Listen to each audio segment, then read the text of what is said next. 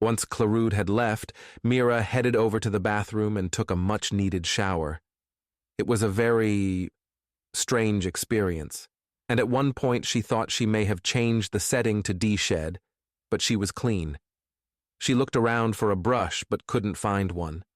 She finger-combed her hair the best she could, but it was long and thick.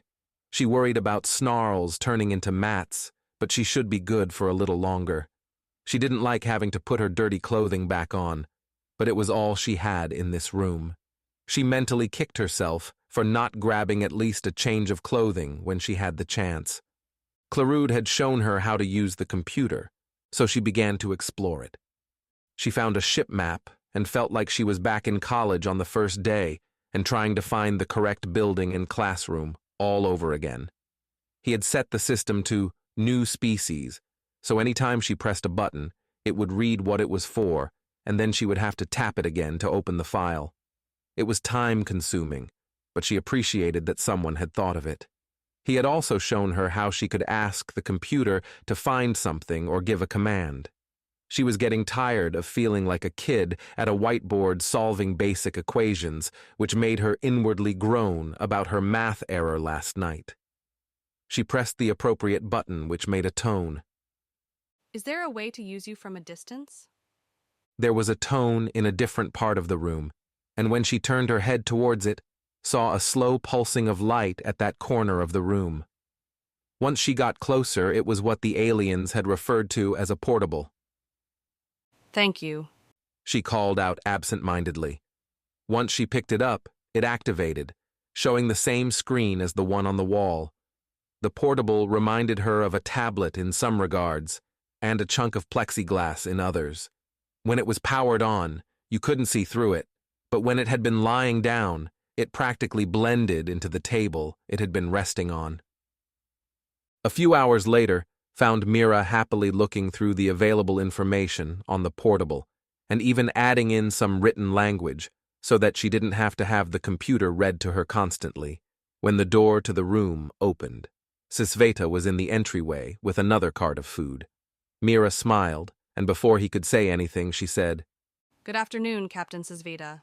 You may come in. You are learning quickly, I see. It is a meal break for me, and I thought it was a good opportunity to continue our conversation from last night and to also ensure that you received nourishment. I hope you do not mind, but I have only brought non-meats. The Juten are the only carnivores on board, and it is difficult for me to be around their food if I don't need to be. That's absolutely fine. She moved over to the table and set part of the table to a height similar to what Clarud used so that it wouldn't be difficult for him to sit. Clarud had had to raise his side before sitting down last time. They sat down, and he explained the dishes briefly. Before we start, I just want to say that I really can do basic math. I'm so embarrassed. You were exhausted. It would have been rude of me to point it out while you were in such a state. 23 hours is a long time to be awake and aware. Is that a normal amount of time a human can be awake? Sort of. It's usually not by choice. The longer we are awake like that, the harder it is to do things, as you saw. How long can humans stay awake for? Skeets will be unconscious after 17 hours whether we like it or not. Adrenaline won't keep you awake? The first word did not translate. What is it?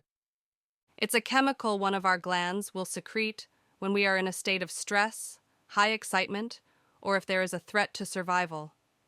It makes your heart beat faster, clear your sinuses, and can even allow you to run faster or lift heavier than your normal ability for a short time. If it gets triggered but you don't end up needing the boost, it still gives your heart a faster beat and makes your hands shake. I do not believe we have that chemical. Can I have you say the word into my portable, and I will see if the Juten have a similar word? She did so. So how long can your people force themselves to be awake? I don't remember what the record was exactly. I remember it was something crazy like over a week. At Csva's confused look, she said, Our week is 7 days. His eyes widened. I think the longest I went was about 2.5 days due to insomnia. And then she had to explain what insomnia was. He was shocked that a species' own body could force them to stay up for so long against their will. After they ate, Csva asked about what she remembered of their conversation prior, and then if she had thought about it. Mira collected her thoughts. She, of course, thought of how much she should reveal to aliens, but her instincts were telling her that they could be trusted. She did have a few questions, and had even written them down with the help of the portable. You have concerns. I can see them on your face and scent them in the air. Ask. Mira let out a heavy sigh. He was right. She was concerned. We have people that point giant listening devices at star systems.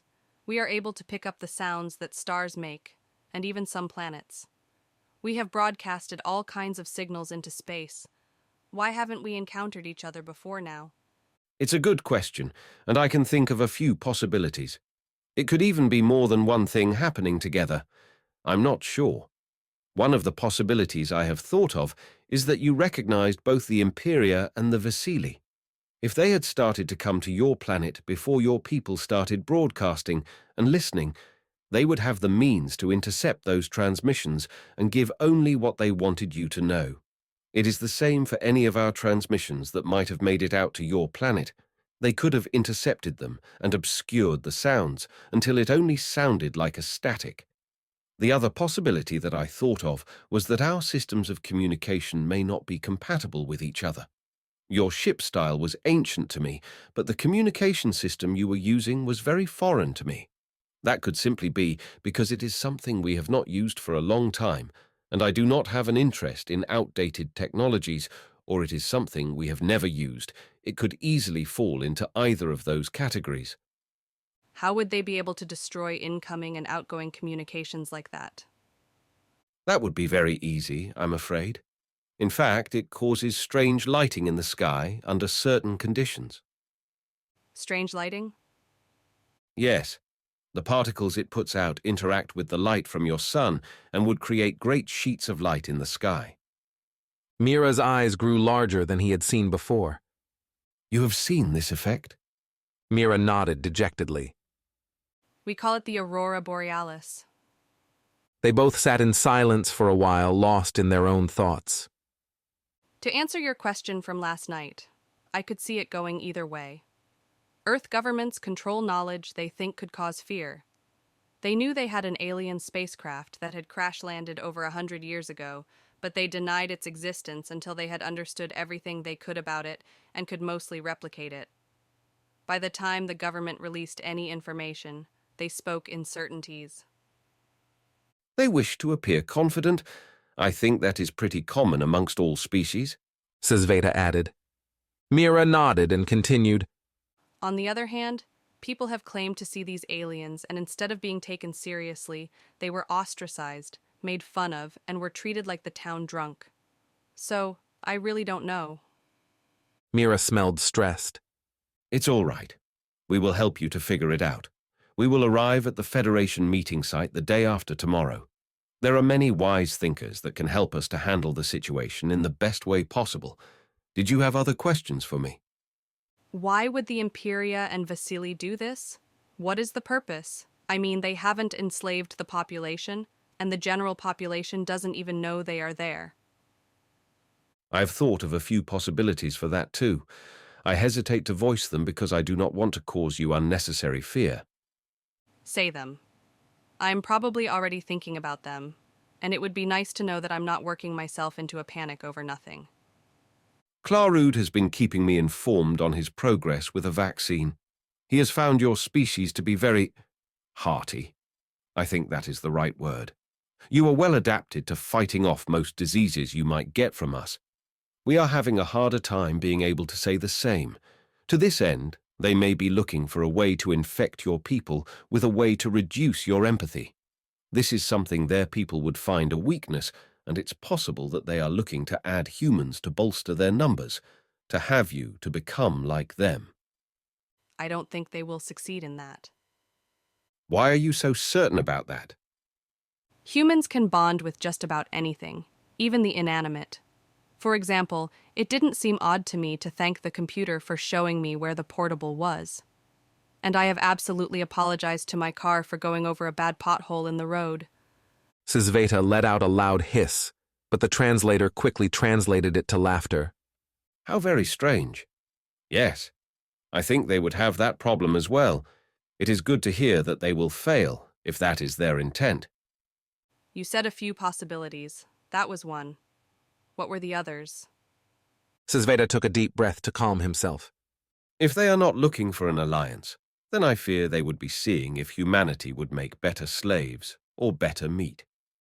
I think our fears have the same lines of thought. Do not fret. Clarud believes the vaccine will be ready tomorrow, and the Federation will be able to offer answers and hope. Today is not a time for worries. From what you have said, the Imperia and Vesilli have had a long time on your planet. A few days will not change things. Mira met his gaze. Unless my crew and I were to be their first test subjects on slavery or meat. Csva hadn't taken his thoughts that far. Let us hope that it was not the case. It makes sense for your first out-of-system flight to be to the closest star system. It is a natural place to head to. It is just unfortunate that the Imperia homeworld is in that star system. Will you be well? Mira nodded. Try not to dwell on it. I know it will be difficult. But if any of that is the case, you are still heading in the best direction it is possible to go. I know. Here, let me help you get everything together. He let her help him set everything back on the cart before heading back out of her room.